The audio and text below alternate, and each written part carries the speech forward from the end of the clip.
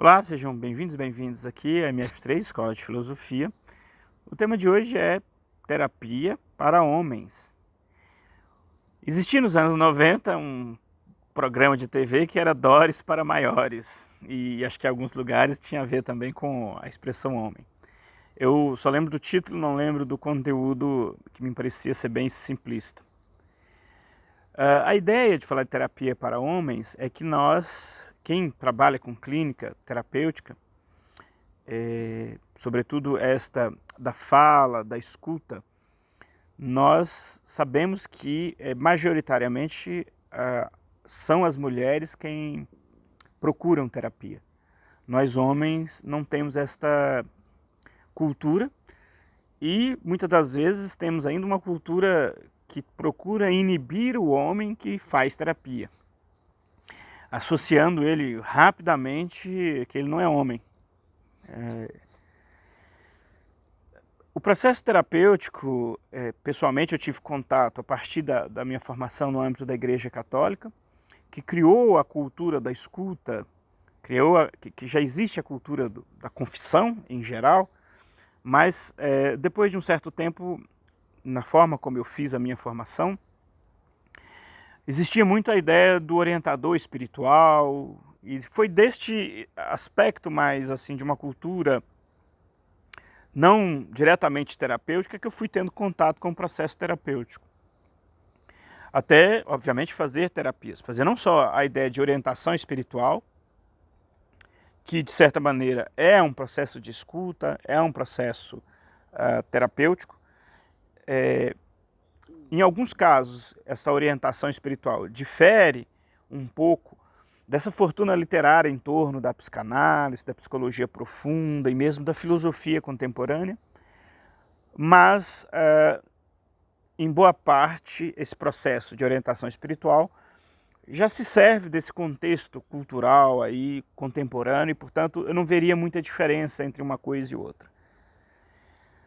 Mas o fato é que o propósito desse vídeo é despertar no masculino, no homem, que fazer processo terapêutico é exatamente uma sofisticação da percepção do seu próprio psiquismo e nessa sofisticação de percepção do seu próprio psiquismo, se liberar enquanto potência criadora e outros aspectos para que você seja mais potente, por assim dizer.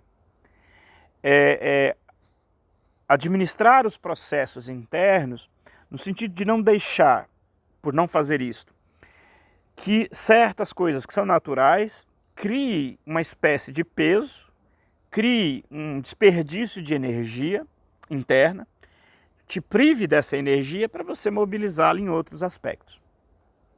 Para além da ideia de que você pode ser mais produtivo, né, seria bem utilitarista essa percepção, mas de você ser mais pleno enquanto homem.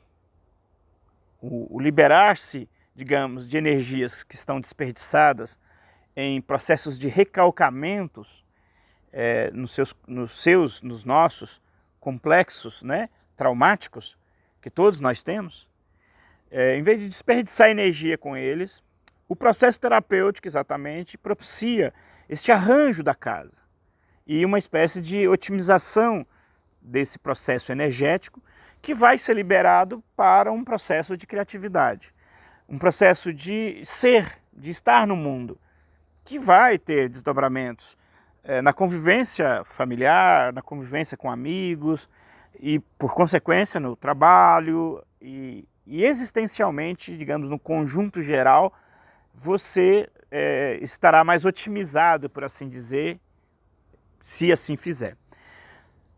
O passo mais fundamental é exatamente entender que terapia, é como tomar banho.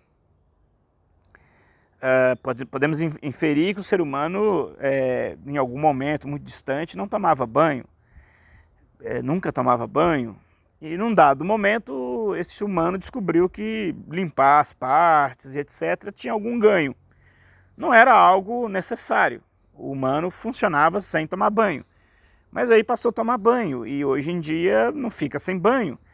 E certamente nós estamos tão acostumados há tantas gerações ao ato da higiene que seria dramático para nós passarmos por um processo de não mais tomar banhos hoje, porque nós acostumamos com esse processo e criamos aí benefícios para a saúde pessoal.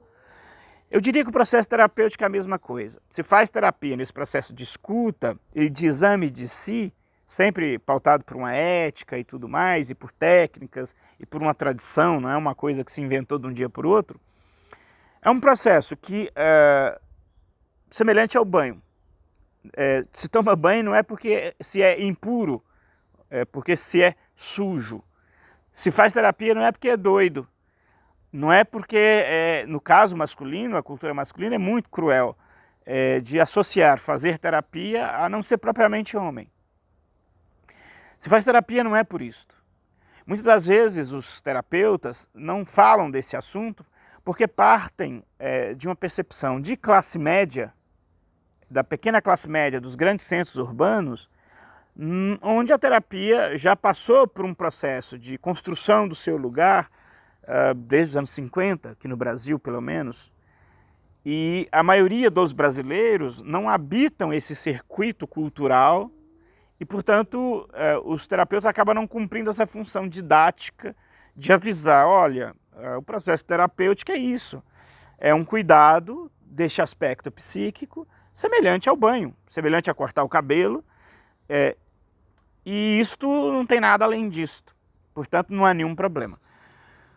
Para finalizar, essa cultura nossa, até mesmo para nós que, enquanto homens, vamos fazer terapia, nós encontramos uma dificuldade no processo efetivamente de trabalhar, que a gente fala, ou seja, adentrar na investigação do próprio psiquismo. Nós temos aí uma espécie de resistência adicional a esse processo. Exatamente por essa cultura que prescreve a ideia de que o homem ele é bruto, ele é rude, ele tem uma comunicação tóxica, como sendo a comunicação do macho. Todas essas figurinhas públicas acabam, portanto, na verdade, privando o homem de potencialidades que ele tem e que ele poderia desenvolver, contribuir fantasticamente com ele em primeiro momento, depois com aqueles mais próximos a eles, as mulheres, as suas namoradas, e os seus filhos e etc. Terapia, portanto, para o homem é esse convite de que os brutos também são sensíveis. Forte abraço.